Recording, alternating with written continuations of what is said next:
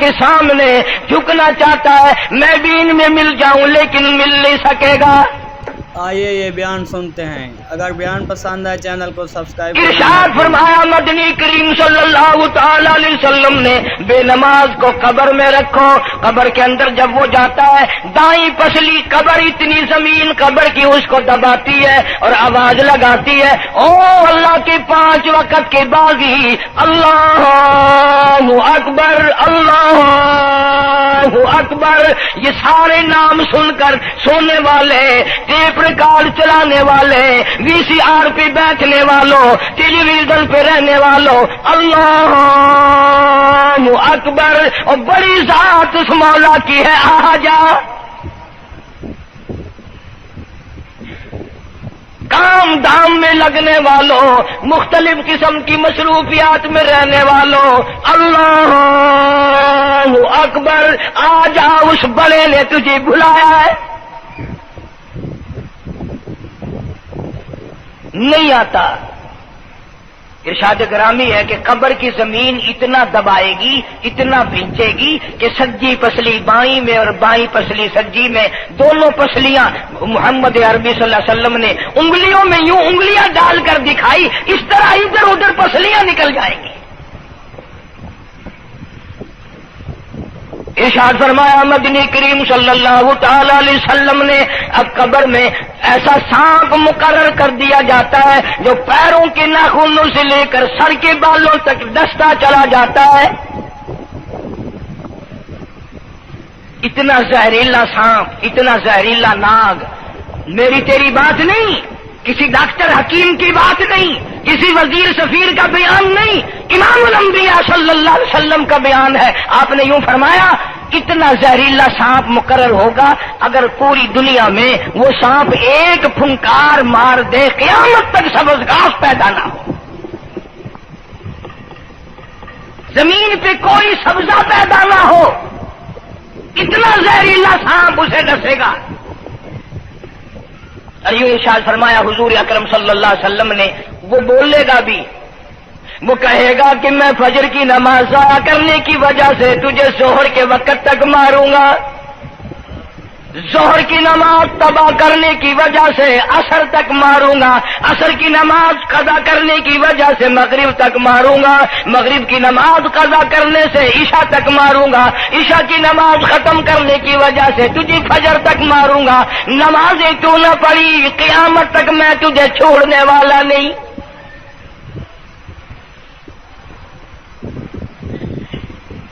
کتنی سخت وعید ہے، کس قدر اللہ سبحانہ و تعالی نے اور نبی پاک صلی اللہ علیہ وسلم نے ہمیں ڈانٹ دی ہے کہ میرے دروازے پہ آؤ اور میرا نام لو، تمہاری مشکلیں حل کروں گا، تمہاری پریشانیاں دور کروں گا، تمہاری تلخیوں کو راحتوں سے بدل دوں گا، اور تم میرے دروازے پہ آ کے سر پر جھکا۔ دنیا میں دیکھو، کسی کا خطا کر دو، کسی کی خطا کر دو، گناہ کر دو، قصور کر دو، وہ ناراض ہوتا ہے، آگے سے کہتا ہوں میاں یہ میں ہاتھ باندھے کھڑا ہوں، میں سر جھکائے کھڑا ہوں، اور میاں اور اللہ والا کچھ خیال تو کر، تیرے آگے میں سر نوائی کھڑا، جو چاہے کر، جو چاہے کر سزا دے، اے میں سر نوائی پہ ہاں، بے شک تیرا ہاتھ ہوئے، تیرا کھلا ہوئے، میرا سر ہوئے، میں تیار ہاں۔ بھائی لوگ بھی ان کو آنکھ دن، وہ بھی آتا او میاں سر نوائی کھڑا ہوں، بس کے چاہ ہوں معاف کر دے۔ اور میں کہتا ہوں تو سارا دن گناہ کرتا ہے، سارا دن اپنی آخرت کو برباد کرتا ہے، نماز کا سجدہ کر، اللہ فرماتے ہیں تو سجدے میں جب سبحان ربی الاعلیٰ کہتا ہے مجھے شرم آتی ہے کہ تیرا سر اٹھ جائے اور تیرے گناہ معاف نہ ہو۔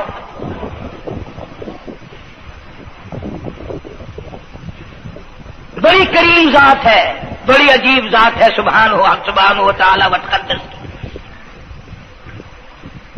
انعام بڑے ملتے ہیں، اکرام بڑے ملتے ہیں۔ فرمایا قد افلح المؤمنون الذین هم فی صلاتهم خاشعون۔ اللہ فرماتے ہیں ایسی نماز پڑھنے والے مومن جو خشوع کے ساتھ پڑھیں، نماز پڑھیں، اللہ سے مناجات کریں، اللہ سبحانہ و تعالی سے اپنی مرادیں مانگیں، یوں جب ہاتھ اٹھائے جاتے ہیں اللہ اکبر تکبیر اولا کہتے وقت، اس وقت یہ خیال ہونا چاہیے کہ میں نے یوں ساری دنیا اپنے پیچھے پھینک دی، اب میری دنیا نہیں، میں دنیا کا نہیں۔ جب یہ حالات اپنے سامنے رکھ کر نماز پڑھے گا تو نماز میں علیحدہ لطف آئے گا، علیحدہ لذت آئے گی، علیحدہ سرور آئے گا۔ سیدنا علی مرتضی رضی اللہ تعالی عنہ کی ران میں تیر لگ گیا، جنگ میں، لڑائی میں، جہاد فی سبیل اللہ میں، وہ نکالنے لگے تو حضرت علی نے فرمایا بڑی تکلیف ہو رہی ہے۔ انہوں نے کہا جی پھر آخر نکالنا تو ہے،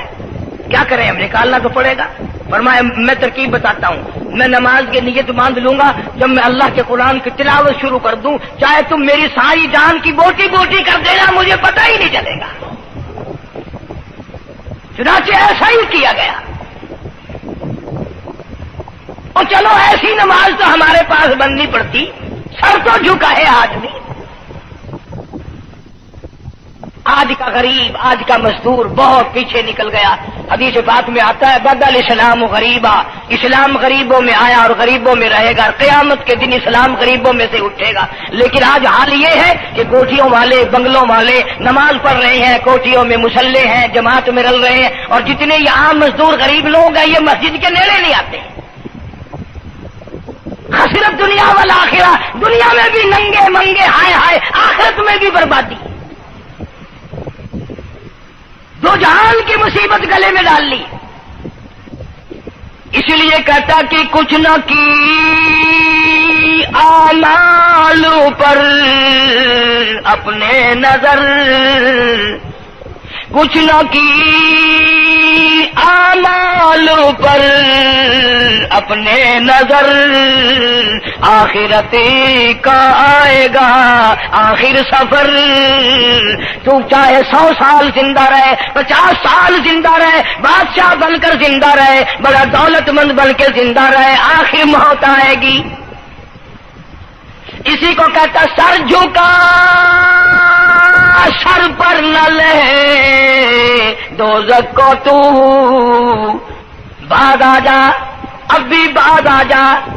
سر جھکا اپنے مولا کے سامنے۔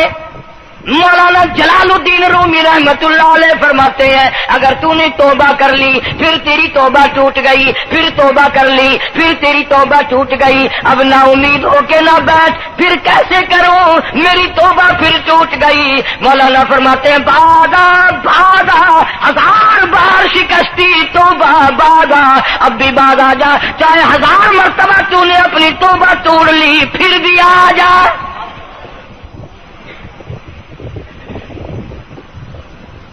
تیرے گناہوں کی اگر کوئی حد نہیں، میرے خزانے، میری رحمتوں کے خزانے کی بھی کوئی انتہا نہیں۔ تو یوں کہنے والا تو بل مولا تیرے سوا میرا کون ہے، میں کہاں جاؤں؟ اسی کو کہتا ہے کہ تیرے کرم سے بے نیاز، تیرے کرم سے، تیرے کرم سے بے نیاز، اور کون سی شے ملی نہیں،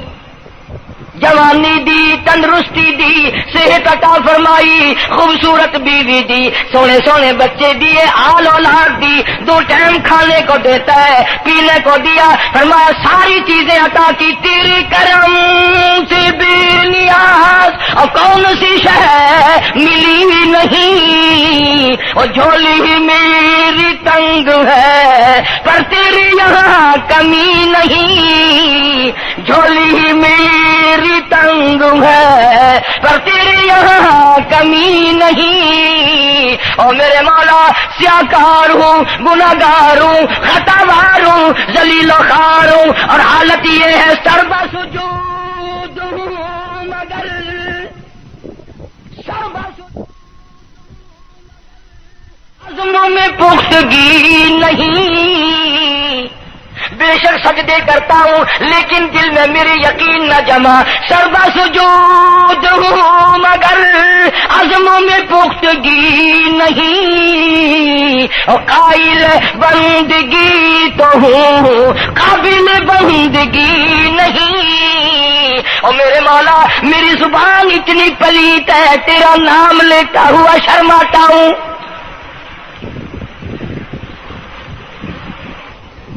حدیث پاک میں حضور اکرم صلی اللہ علیہ وسلم نے فرمایا قیامت کے دن، گھبراہٹ والے دن میں، ہولناک منظر والے دن میں، جب کسی کو کسی کا ہوش نہ ہوگا، اپنے اپنے پسینے میں لوگ غرق ہوں گے، اپنی اپنی گناہوں کی وجہ سے تباہ و برباد ہو رہے ہوں گے، لیکن کچھ لوگ اس دن بھی نور کے ممبروں پہ بیٹھے ہوں گے۔ لوگ کہیں گے الہی یہ کون آ گئے؟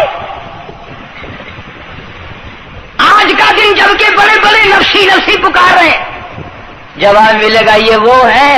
جنہوں نے ساری عمر میں کبھی نماز قضا نہیں کی، یہ وہ ہیں جو ہر وقت میرے سامنے سجدے کیا کرتے تھے، عبادت کیا کرتے تھے، سبحان ربی الاعلیٰ کی رٹ لگایا کرتے تھے، سبحان ربی العظیم یوں جھک کر میری تعریف کیا کرتے تھے۔ اس لیے فرمایا قد افلح المؤمنون الذین هم فی صلاتهم خاشعون۔ اللہ فرماتے ہیں خوش و خضوع والی نماز پڑھ، سکون والی نماز پڑھ، تسلی والی نماز پڑھ، عبادت سمجھ کے نماز پڑھ، اور یہ دل میں خیال کر میں اپنے رب کے سامنے کھڑا ہوں، میرا اللہ مجھے دیکھ رہا ہے، میرے دل کی حالت کو بھی جان رہا ہے، جو میں زبان سے کہہ رہا ہوں وہ میرا رب سن رہا ہے، سب کچھ اب اللہ پاک دیکھ رہے ہیں، سن رہے ہیں۔ مولانا محمد قاسم صاحب نانوتوی سب کہہ دو رحمت اللہ علیہ، دارالعلوم دیوبند کے سب سے بڑے استاد اور سب سے بڑے عالم ہیں علماء دیوبند کے۔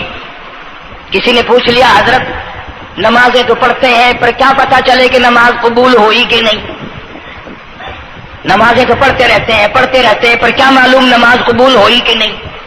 سبحان اللہ، کیا بڑوں کی بڑی بات۔ فرمایا بھائی اگر ظہر کی نماز کے بعد عصر کی نماز کی توفیق ہو گئی تو سمجھو ظہر کی قبول ہو گئی۔ اللہ پاک پہلی عبادت کو قبول کر کے دوسری کی توفیق پھر دیتا ہے۔ اگر مغرب کی نماز کی توفیق ہو گئی تو سمجھو عصر کی منظور ہو گئی، اگر عشاء کی نماز کی توفیق ہو گئی تو سمجھو مغرب کی قبول ہو گئی۔ کسی نے مولانا محمد قاسم صاحب نانوتوی رحمۃ اللہ علیہ سے ایک اور بات پوچھی،